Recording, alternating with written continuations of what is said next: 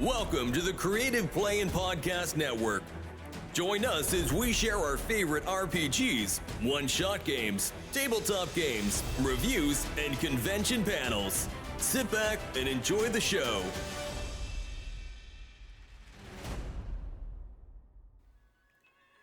Hi, this is Kelly, aka Trixie from Ragnarok and Roll, a Scion to Ragnarok story, and Tilda Wimblewick from D&D Journey of the 5th Edition.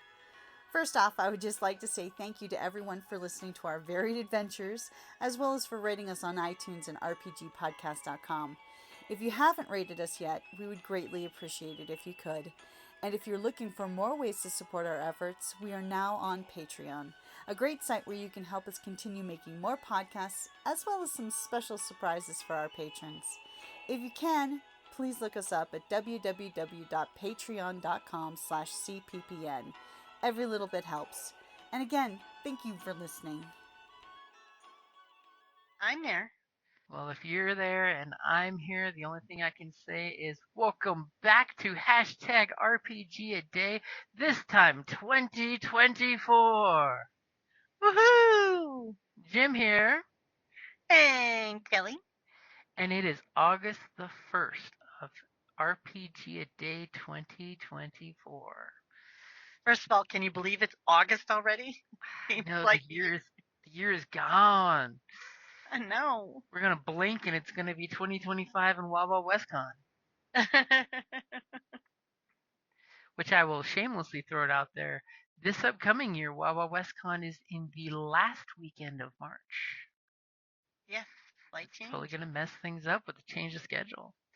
But for August the 1st, what is the first RPG that you bought this year? Well, I have to say, I haven't bought any new RPGs.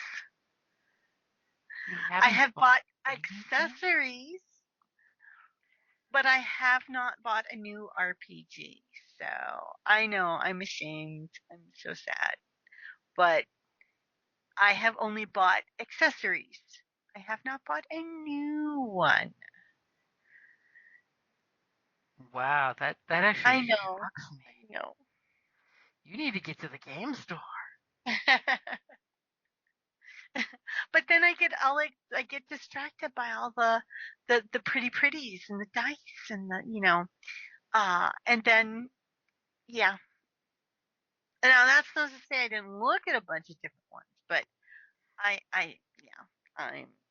bad. I'm ashamed. Well, I mean, your birthday is coming up. You got to see maybe if there's something that might interest you out there. Just throwing that out there. I will think about it.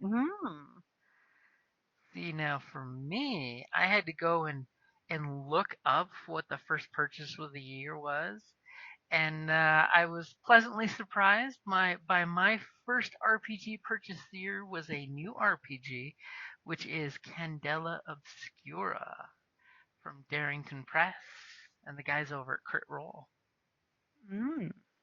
It's their new urban fantasy series. It's kind of a very, very steampunk Victoriana style. We're monster hunters who protect the light and take out the baddies that no one believes in. It's a pretty nice, tight RPG in my opinion. It's got a similar rule set to Blades in the Dark and Powered by the Apocalypse. So if you played Powered by the Apocalypse, you can totally play Candela Obscura. The only difference is it is quicker for your character to be maimed and die in the game. But as your character gets maimed 3 times, you basically take a negative to a stat and put a positive on another stat, showing how your character has changed from the injury or the crippling, which is an interesting concept. Oh. And it's a very pretty book. I mean, you've probably seen it. It's that little black book, notebook size. It's got the swirly runic symbols. Oh yeah, that is. Yeah, okay. It's a very pretty little book, just as the standard copy, not the fancy copy from Crit Roll. But that's not the fancy copy. It's still very pretty. Yeah, I think the fancier copy is less fancy than the basic copy. The book, I will give honest opinion that the book has gotten a lot of rough reviews because a lot of GMs who've not played other Powered by the Apocalypse or Blades in the Dark don't kind of catch the concept on some of the NPCs. There's only the players roll the dice, which is one of those games I do like, like City of Mist, only the players roll, so it makes me free to just role play. And in the book, the baddies have no stats, so the monsters have no actual stats. So you know what that means. If it has no stats, they cannot kill it. Lovely. No, but in fact, what it is the GM comes up with the monsters sort of like the Powered by the Apocalypse game Monster of the Week, where the GM Hmm. will write down a bunch of notes saying vampire has teeth, rending teeth. It has slicing claws. And when the player faces the danger, basically, like Power of the Apocalypse would call it, the player rolls to avoid being hurt, just like they rolled to hurt the bad guy.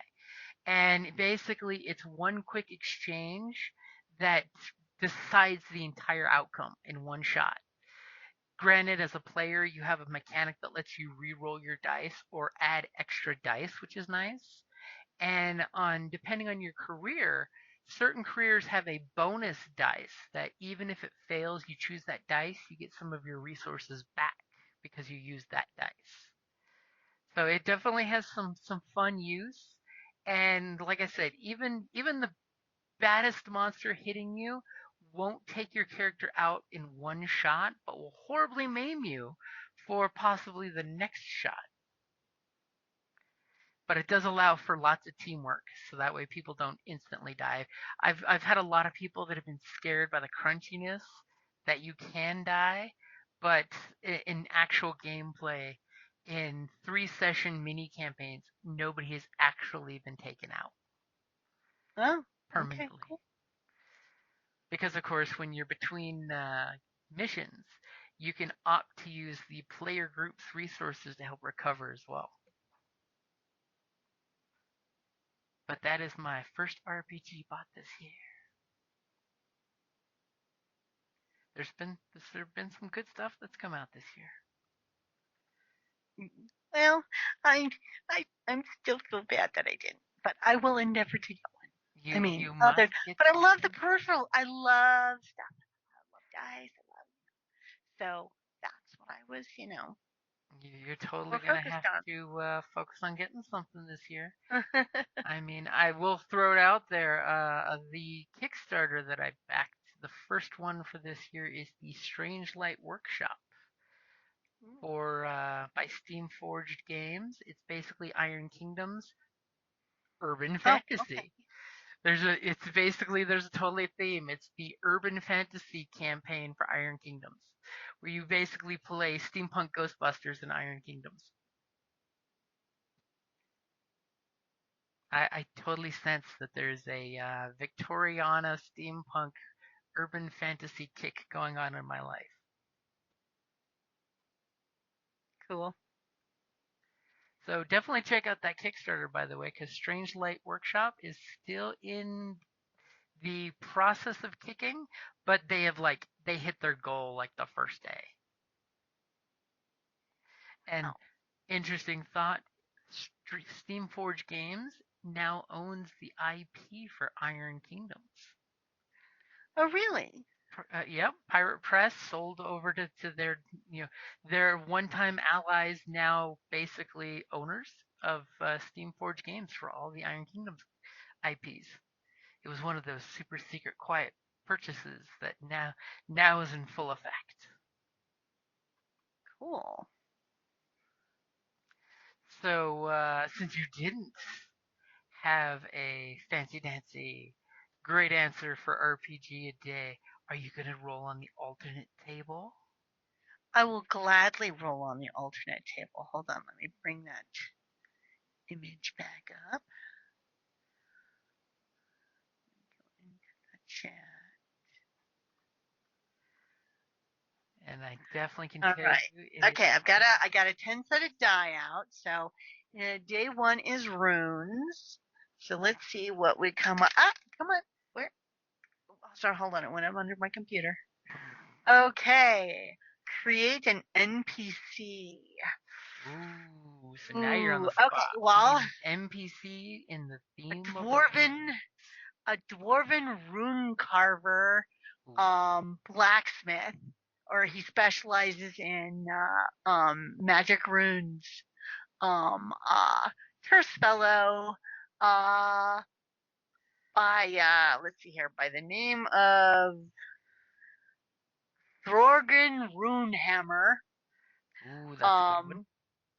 Thorgrim Runehammer, and he is a artisan that you can purchase specialty magic items from because they're imbued with ancient dwarven runes. Mm. Now this runesmith that sells his runes, is he in one stationary place or does he get around? He is in a stationary place. Where does one player find Runehammer? He has a mithril forge deep in the mountain of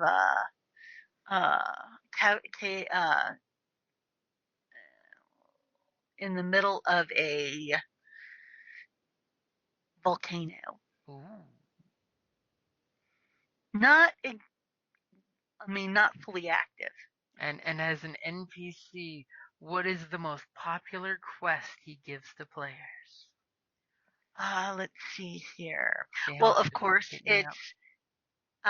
it's depending on what type of runes that they want.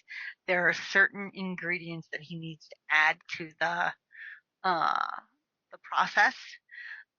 So he will send them out, and I'm gonna say something like dragon acid. Oh. To get that really nice etching. Mm-hmm. Something that has those nice clean Exactly. cutting abilities. Exactly. So the faint of a heart need not apply. Oh. I mean, just getting to his smithy to get the recipe list, that alone is going to be an adventure. Yeah. See, there you go.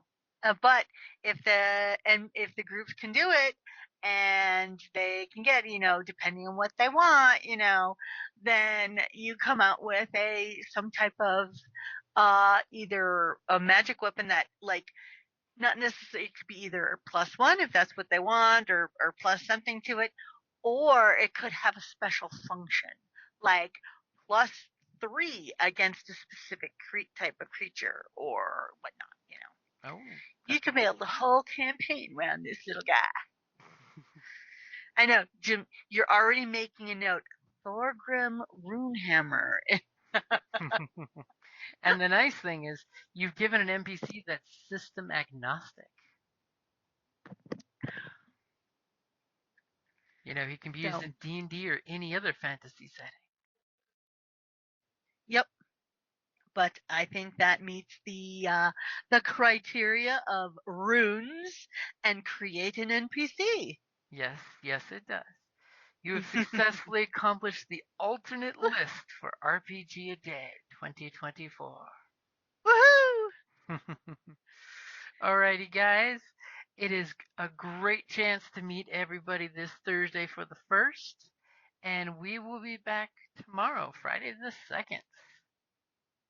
Now the question is, will Kelly be going with Forrest, or will she be going with most recently played RPG? Or maybe she'll go with both. Dose 2. Duel. There we go. Both? Both. Alrighty, guys. I'm a twin. I like things, in twos. Alrighty, guys. Thank you for listening, and we'll be back tomorrow. Thank you for listening to the Creative Play-In Podcast Network.